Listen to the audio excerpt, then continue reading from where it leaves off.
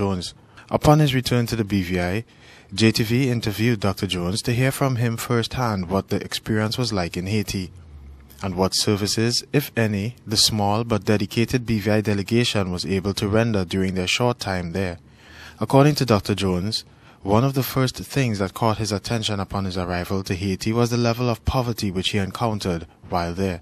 Well, first of all, you can't land a plane in Port-au-Prince unless it's like an official plane bringing relief. So we actually had to land in a town called Pignon. But we had stopped actually in two other places because we dropped off a portable x-ray machine to some town. We had to check in with immigration at Cap Haitien. So we got to Pignon. The next morning, we had to drive about 3.5 hours to get into Port-au-Prince. But that drive was just a real eye-opener itself, because I had never in my life seen such poverty. I mean, never. We saw, literally cities, small towns or whatever, with no electricity, no paved roads, no form of sanitation whatsoever. I mean, like, we were driving probably about 5:30 in the morning, and you see people, barefoot on donkey. You drive by a river, there's 50 people in there swimming, washing clothes. Just extreme poverty. I've never seen anything like that in my life. Dr. Jones shared that he and Dr. Smith made the trip to Haiti as the need for doctors and surgeons was great, considering that hundreds were being brought into hospitals throughout the country with open wounds, amputations, and other various conditions due to contact with falling debris during the 7.0 earthquake on January 12th. He explained to JTV what the scene was like as they approached Bernard Muse Hospital, the main hospital in Port-au-Prince where many of the patients were being treated. 80% of the buildings in Port-au-Prince were either destroyed or severely damaged. So it looked like a war zone or something, because you see all these buildings down. And then even at the hospital, it's a secured environment. We go in there, and you just saw it all, because the hospital was overcrowded. I mean, they had tents in the courtyard area. And then you saw trauma as soon as you walked in there. I mean, the thing is, you see patients outside with open wounds and flies on it. But it was, it was like there was no transition. Once you got into the hospital, we were working 15 minutes later. I did dressings and stuff like that. And Dr. Smith did a lot of, setting casts, resetting casts. And he would examine, like, if I saw a patient, they had a wound, and I knew they had like a bone or orthopedic issue, I would send them to Dr. Smith.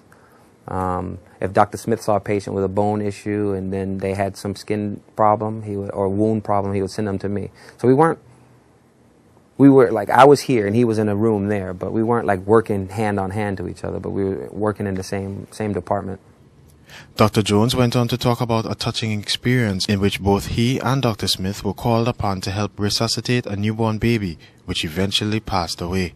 Dr. Smith and I were waiting for our ride, and someone had approached me and told me there was no doctors coming that night, and if I mind staying. So I didn't mind. And we told the nurses that I would be right there waiting if there was any deliveries or emergencies or whatever. So I'm sitting out there just hanging out, and then one of the EMT guys runs and tells me there's a delivery. So I know Dr. Smith has a lot of experience in delivery, so I went and told him there's a delivery if you mind coming over. We thinking the woman's in labor, but by the time we get over there, the nurse is handing the EMT guy a flat baby. So once we get there, the baby's flat. Dr. Smith, started compressions. We had to wait for an airbag, which should have been there. And to make a long story short, we couldn't revive the baby. And that was probably the toughest thing I saw there, was just seeing that baby just dead. And it was something that was totally, in my opinion, it was preventable. Why do you say that? Because the nurse should have called one of us. And I don't think she really, I'm not putting any blame, but I don't think she knew what she was doing. And I don't know why she didn't call us. But I just felt that it was preventable.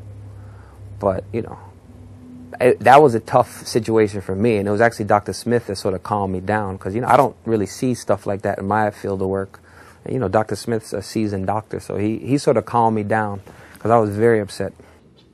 So what happened next? Were the parents there? The father was there. I spoke to the father. And actually, later on that night, I actually had to ship the mother out to another hospital because she just would not stop bleeding. But it was a rough night. How did the parents handle that loss?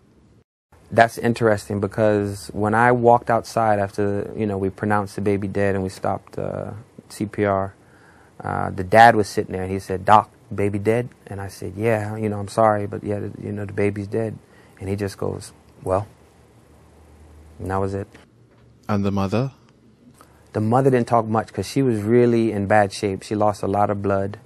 We gave her oxygen, IV fluids, you know, something called Syntocin, which can tighten the uterus and prevent and slow the bleeding. But she wouldn't stop bleeding, and there were no surgeons there. So I did what I had to do and got her shipped to another hospital. Anything since then? No word. We took the dad's number, and we couldn't reach him after that.